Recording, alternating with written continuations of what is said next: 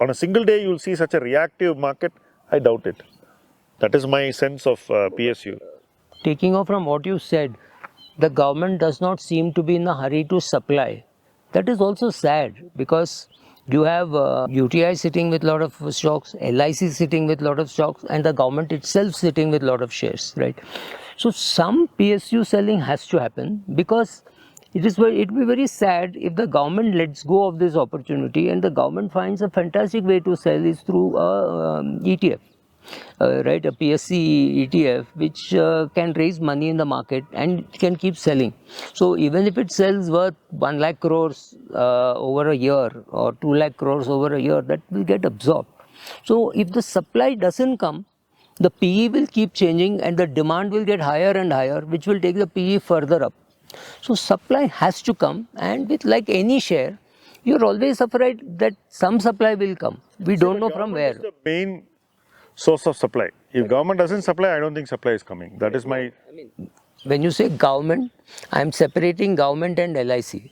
No, you're correct. I'm not talking about LIC or UTI, SUTI. I'm talking of the President of India as a shareholder directly coming and selling through Deepam. Yeah, so on the advice of Deepam. Yeah, that is the selling that I'm talking about. That we don't know because we have to still see the first budget. And if the government wants to raise money, I think it's a fantastic opportunity because of the prices. So small amounts of 10,000 crores of ONGC, 10,000 crores of LIC, 10,000 crores of Hindustan Aeronautics will get absorbed very easily. I'm not saying you sell 1 lakh crore of anything, but 10,000 crores of 10 companies will easily get absorbed. It's a fantastic way for the government to raise money. That might hold the PE lower. If that does not happen, the PE could get much higher, which means the price could keep doubling or things like that every 4 years. So essentially, the liquidity in the market is not matched by the liquidity in the stock trade.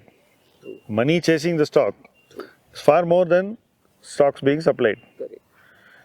And government can provide the liquidity and satiate that appetite. They can fulfill the demand. Ideally they should, but rarely has the government been nimble enough to do that. But if they do that, then the market will also cool down a little bit. Valuations will moderate a little bit. And there won't be this euphoric sentiment where you run to buy PSUs at any price, which we are seeing every other day in some stock or other. I think that should be quickly addressed. That is my sense. But I'm not so sure when it will be addressed. No, but you look at the fact that they sold Air India, which was not listed, and they tried selling BPCL. Now, BPCL is a huge company in which 4 or 5 people would be interested. Somebody would be interested as a retail player, they would be interested in the pumps. Somebody would want to buy all their colonies where people are staying, that could be a builder. Some big oil company could be interested in the refineries. So they may have to start doing that to sell. Then there is more value in a company like BPCL than just trying to say this is a market cap, buy it. Because even if I am the buyer funded by PE, I will still have to dismantle it and make it profitable. That will be ridiculous because they'll say, "Arey, he's bought the company and now he's selling it in parts." That politically they will have to handle. But the government has shown some gumption to say, okay, we are willing to sell something. Air India was a good start. Maybe over the next 5 years, even if they can sell 5-6 companies, that will be great. So the question before us, Subra, at a Sensex of 80,000, how should we position ourselves in the PSU trade? How should an intelligent investor position himself?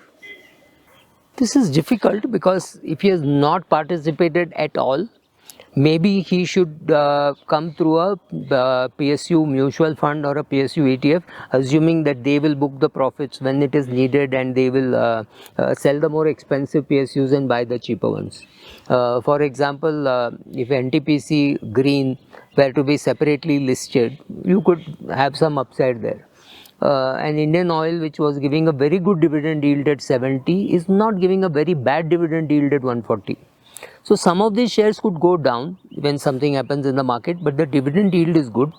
One good thing about the PSUs is you know that 30% of the earnings will come to you as dividend. That is one good thing. Secondly, it's a known promoter. It cannot be a rogue promoter. You know the promoter will not do something very shady because of two things. One is the auditor and second is CAG, and it can be questioned in the parliament. And you are of the view that the promoter should sell. So unlike private hands where we are feeling the promoter should not be selling, here you are giving a contrarian view that maybe the promoter should sell. Correct, but a company with like NTPC or ONGC with 30% government holding, do you think anybody will have the guts to try to take over a 5 lakh market cap, 5 lakh crore market cap and 9 lakh crore market cap? The chances are very remote. So the government can go even below 51. Right now they're very comfortable at 76 and 81 and things like that. So they're very comfortable. So a little bit of dilution will come, but that should not scare you because of the SIP amounts that are coming. So that money will come in through the large cap, it could come into the PSU fund. So the market will absorb all the supply that comes.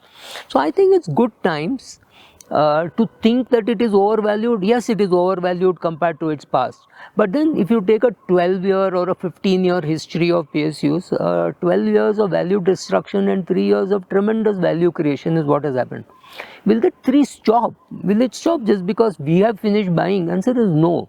So there will be opportunities to buy and there will be opportunities to sell and grow, etc. So I think you should participate bit by bit rather than get carried away. If you are making some profits, book some profits. Typically, like you would deal with anybody else, treat a PSU share like that. There are PSU shares which are valuable and some which are overvalued. But if the earnings go up and the overvaluation catches up, you may have bought the share little early, but you may not have bought the wrong share. That's a very interesting point you make. So calibration is required. And you're saying maybe fund managers can calibrate better. What should the individual investor do? Somebody who wants to buy stocks and not funds. How should he be? Yeah, so he should go and look at the list of PSU stocks, look at their PE, and if he likes those with a lesser PE or a smaller PE, he should overweight there.